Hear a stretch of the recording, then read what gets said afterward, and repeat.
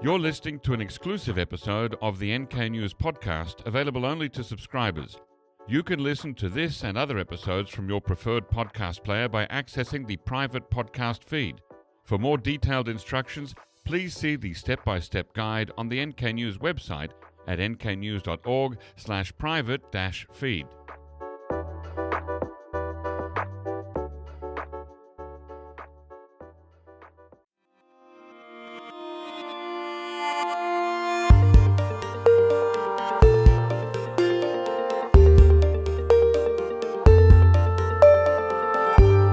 Hello listeners and welcome to the NK News podcast. I'm your host, Jacco Zwetsloot, and this episode was recorded via StreamYard on Saturday, the 22nd of March, Korea time, but still Friday, the 21st of March in the United States time, where my guest is located. And my guest is Cathi Choi, or Cathi Choi. Actually, which do you prefer? Both are great. Great. Okay. Cathi is the co-director of Women Cross DMZ, or DMZ, as I would say in Australia, a global movement dedicated to ending the Korean War, reuniting families, and ensuring women's leadership in peacebuilding efforts. Before taking on the leadership of Women Cross DMZ full-time, Cathi was a civil rights lawyer. You can find the organization's website at womencrossdmz or dmz.org, and Cathi on social media at Women Cross DMZ, all one word, and Cathi S. Choi, all one word as well. We'll put those links in the show notes. Cathi, welcome on the NK News podcast. Thank you. So happy to be here. Okay, your organization, Women Cross DMZ, recently released the report, Women's Rights Under the Division System in Korea. Now, first of all, for our listeners who may not be familiar, what is a division system? How do you define that? Well, the term is really referring to the 80 years of ongoing division of the peninsula. And we wanted to make clear that we're addressing women's rights in that particular context of 80 years of what was once a unified nation. And we are borrowing the term specifically, I should cite Baek Nak-chung, who refers to this division system and the growing entrenchment of the divided Korean Peninsula.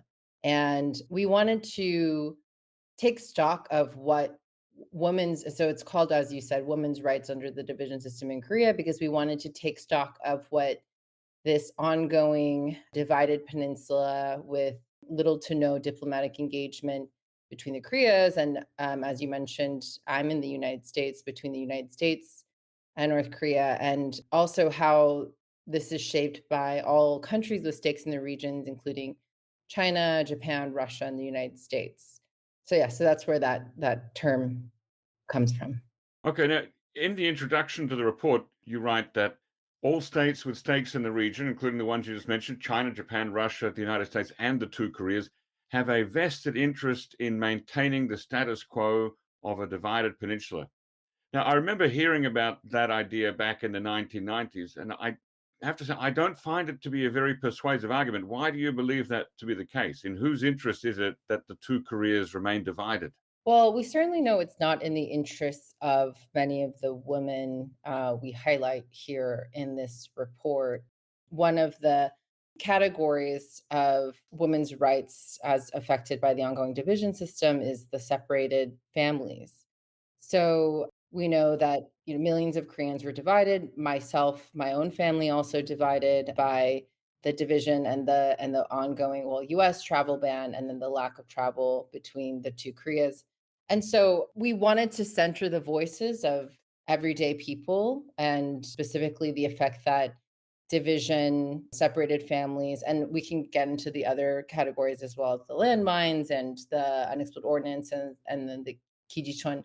But with the divided families, we see who really pays the costs of ongoing division. And then you get to the next question, as you were pointing out, of whose interest is it, if it's not in the interest of these millions of Koreans and those who are continue to be divided, and even those who are not from divided families, who would just want to be able to see their homeland and motherland and be able to travel freely. And then we look to the geopolitical context and who benefits. I mean, when we see that the US ongoing military drills, ongoing 30,000 troops being sent to Korea, that sort of militarized approach does not lend itself towards reconciliation and overcoming of the division. And so, in that, I mean, we can get into all of the different aspects of what militarism does for U.S. economy, the U.S. role with respect building up alliance, the trilateral alliance with South Korea and Japan against China. And I think there, I'm being US based, I very much see how the US has a vested interest. The US military and all of those who profit from ongoing militarism have a very intense vested interest in the ongoing division of the peninsula. I wonder the report. It makes a lot of claims about the how the division of Korea, as you say, disproportionately harms women, and if you mentioned the example of separated families, but the framing of that is looking at, as we started at, with the division itself, rather than the internal governance of either North or South Korea.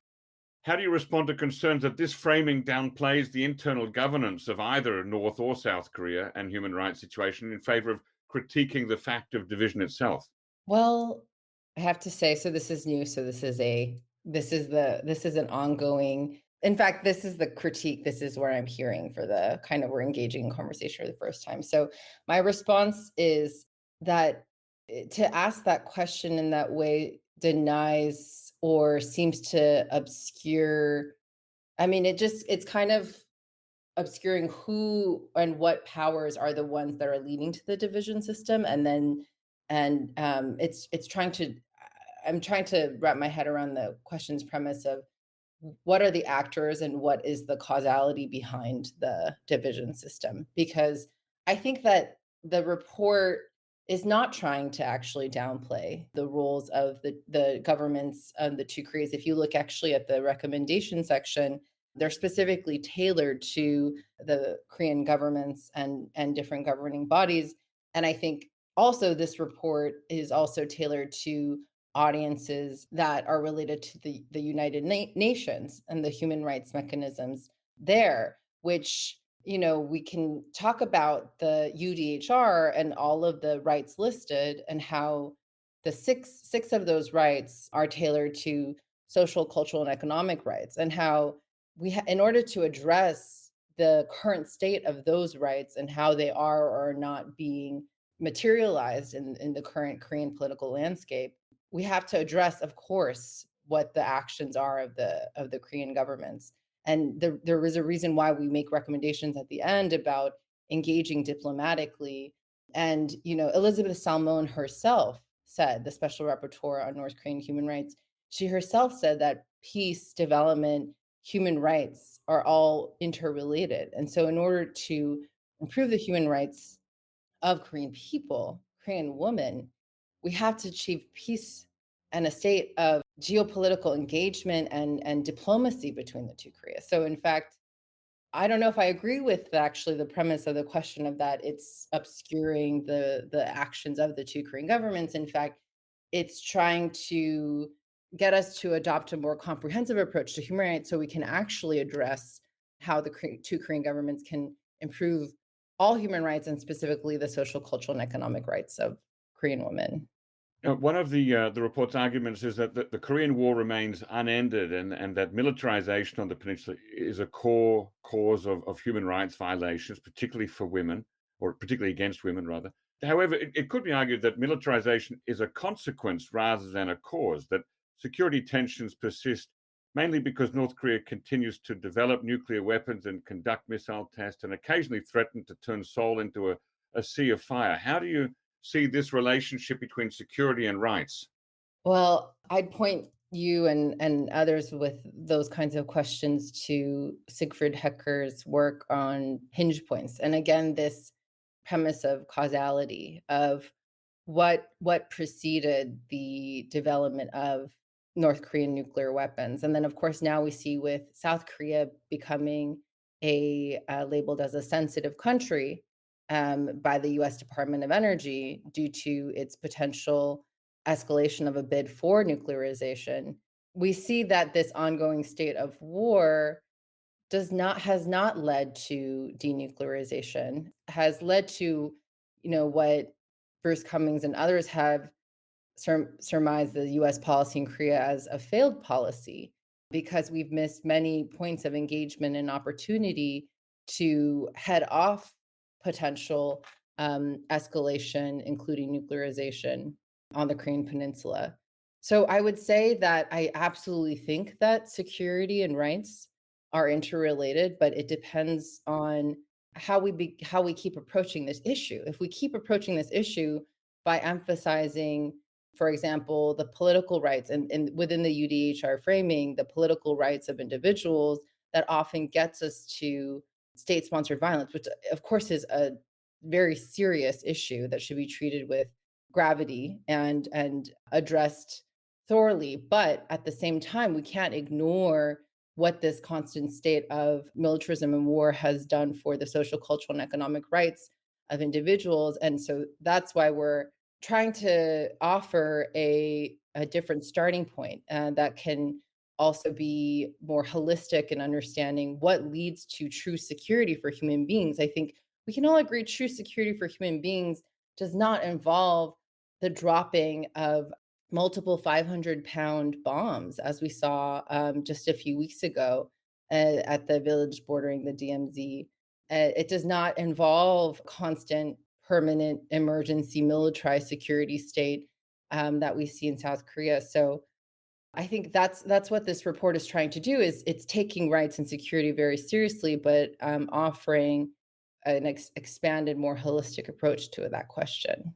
Now, there's significant discussion in your report about the negative impact of US military bases in South Korea, including, for example, their role in displacing people when bases are expanded. Now, it's often argued in South Korea, at least, that the presence of US troops is a deterrent to North Korean aggression. How do you address the view that US troops help to maintain stability rather than exacerbate human rights issues that would be worsened if there were to be open conflict between North and South Korea? Curious to hear the rest? Become an NK News subscriber today for access to the full episode. Head to nknews.org/join for more information. If you're already a subscriber to NK News, you can listen to full episodes from your preferred podcast player by accessing the private podcast feed. For more detailed instructions, please see the step-by-step guide on the NK News website at nknews.org/private-feed.